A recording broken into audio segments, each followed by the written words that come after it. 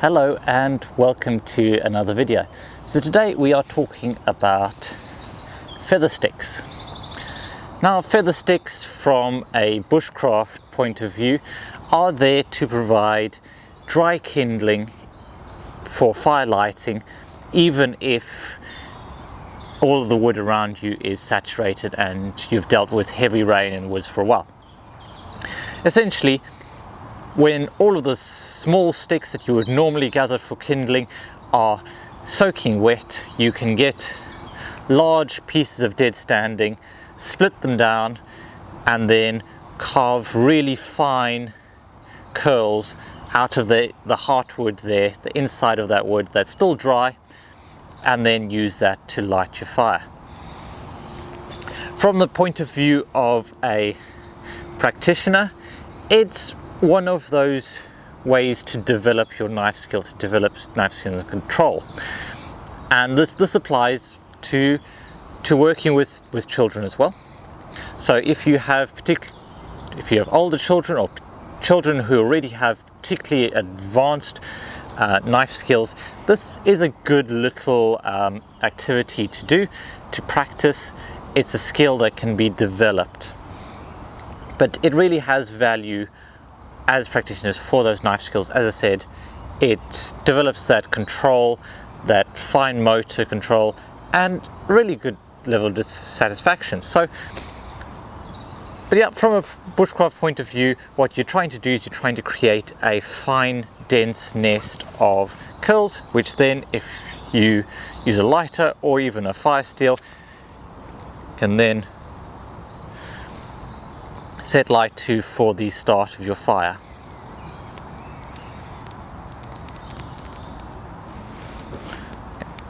But that same technique can be used to make flowers, or depending on your particular area of interest, little darts. But it's a good thing to work on. I will be using that later on in the session that I'm running today to teach some of the older children, some teenagers, some really good knife skills. So if you would like to learn more about tips and techniques for making feather sticks, then keep watching. Be back in a mo.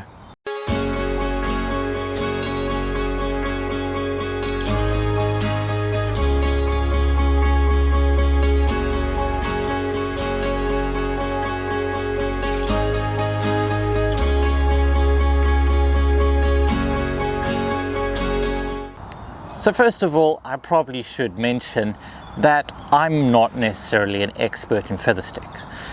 I don't think very many people are. It's a skill that takes many hours. I have put enough hours in at this point that I've made a lot of the mistakes, and I'm starting to get consistent results, which is what I'm going to share with you. So starting off with wood selection. Now wood selection is where you'll come across her most easily when starting out with feather sticks. Generally you want straight, knot-free wood. If you get really knotted or twisty wood, you're just going to struggle. It's still possible, but way harder. So wood selection is really critical. Now, as I said earlier, for using split wood, getting a nice piece with straight grain, splitting it down into smaller pieces is really good. You can also just get a branch, either live or dead. I do recommend dead, it just curls that much nicer, and of course you can use it for fire lighting, but work with what you have. But in general, dead wood will carve better for this. Just one of those rare examples. So you can gather resources from around you. If I'm teaching it, if I'm just starting out, then what I like to use is pallet wood. Just bring in a bit of pallet wood, split it down into smaller pieces.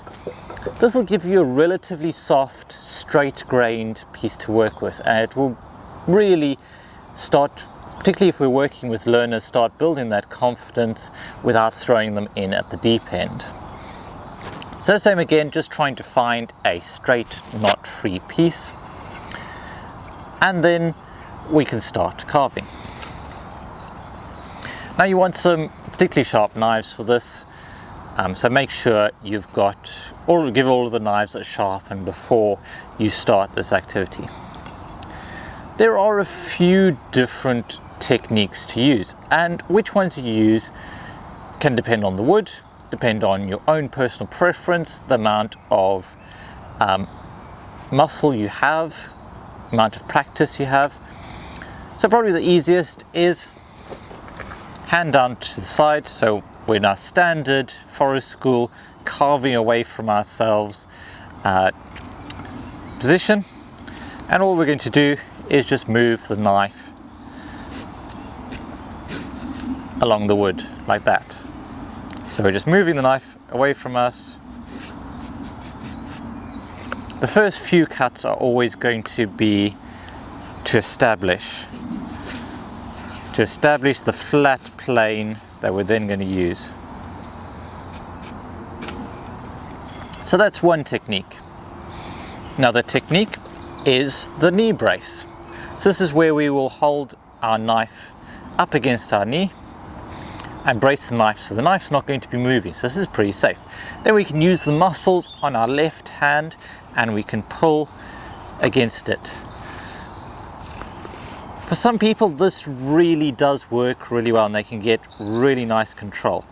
It varies for me depending on the type of wood we're using.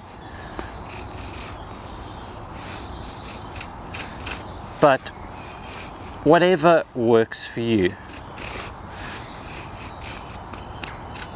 See, I can then vary the angle as I go.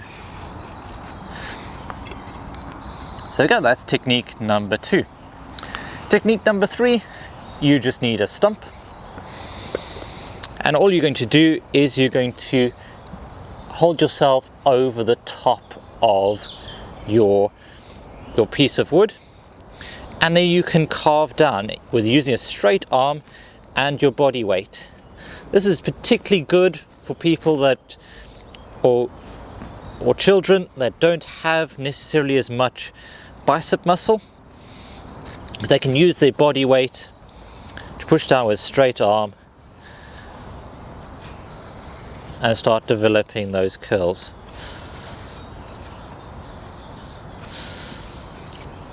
As said, it really does depend on, I'd recommend teaching all 3, letting the children or other practitioners or older children, adults, have a go themselves, mix it up, see which ones they like best.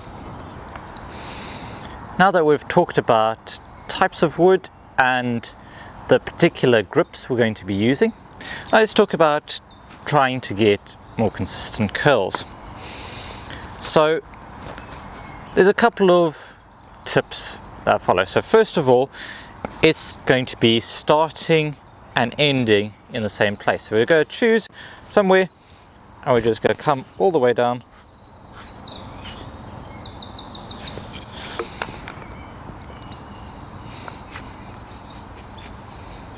Go start in the same place and we go end in the same place.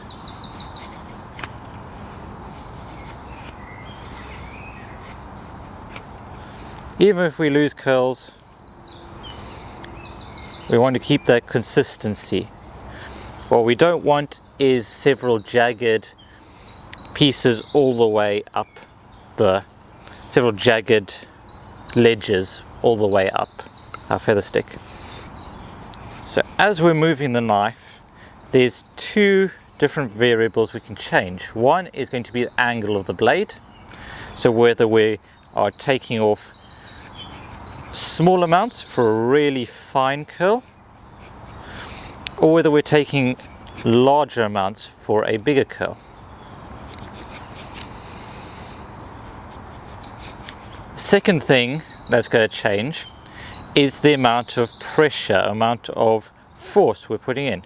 We may well start off, then reach a point where we're sticking and we'll need to increase the force, but then we also need to reduce it before we get to the end, because if we push too hard, then we go slide through and slice all of them off. So we're looking for consistent. See, I'm starting to apply more force here. Sometimes we might, if we have a really sticky spot, we might need to get the thumb behind and just work through that section. We get to the end. So starting in the same place, ending in the same place. Don't worry if we lose a curl here and there. That happens when you're practicing.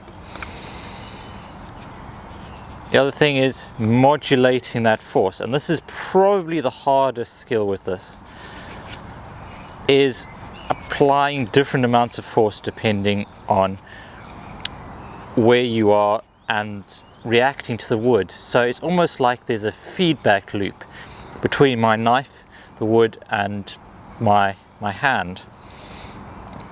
So I can feel there's resistance there, so I start adding a bit more force. Then as soon as resistance lowers, I'm going to reduce the amount of force. Now all we're looking for is consistency along here.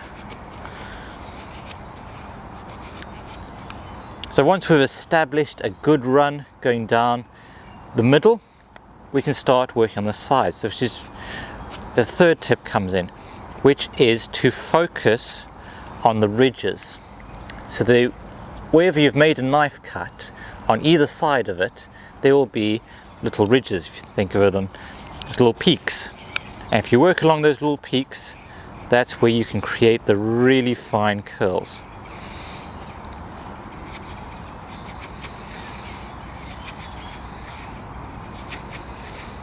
Our goal is to work around, if we are making a feather stick, we're going to work around 3/4 or have one hemisphere of it. So we'll have a point at the bottom where it can rest on the kindling pile or whatever, and then we're just going to carve around the side.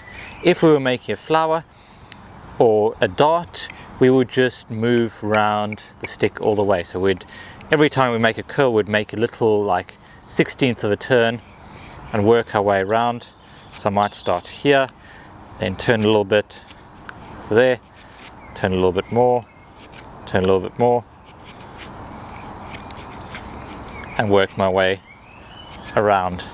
This obviously works a whole lot better if you have a round stick. So if we're working round, we're just going to make little cuts.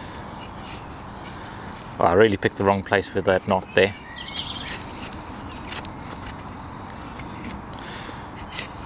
But you get the idea, we're just turning as we're going.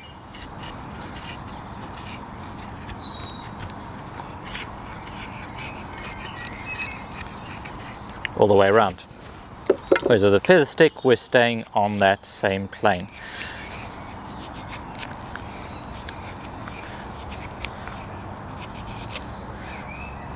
Now you can attempt this with people who are newer to carving, but the thing to think about is the amount of frustration that's going to be experienced in this learning process. So a lot of people who come to my sessions will look at something like this and they go, wow, it's so beautiful, and then immediately compare themselves to that. And I compare myself to the beautiful feather sticks that other people make, and you can't help but feel frustrated when you knock curls off or it doesn't turn out exactly the way you want it to. And you've got to have enough resilience in the tank, enough past achievement to be able to persevere through this. So when I teach my Sharp Tools course, this is something that we do during that course, because it really gets the practitioners in that state of the beginner mindset, where where they're feeling the same frustration that most children will feel when they are working with what we would now consider a simple project, but really is much more complex.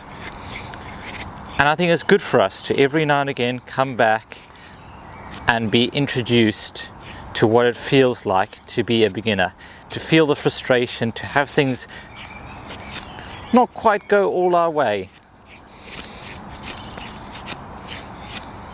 And it's healthy because it will help us understand the frustration and the experience of the learner, and that means we can be more empathetic and we can draw out, and we can also give better advice if we've experienced that same level of frustration and worry.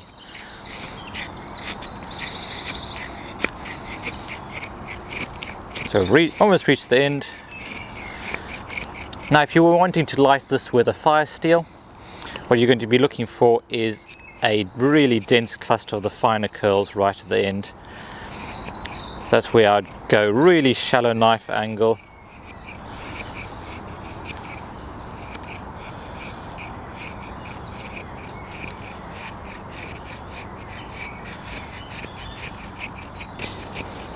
You can see I've moved up the stick a fair bit. This is something that I'm personally working on, but more getting all the way down to the end.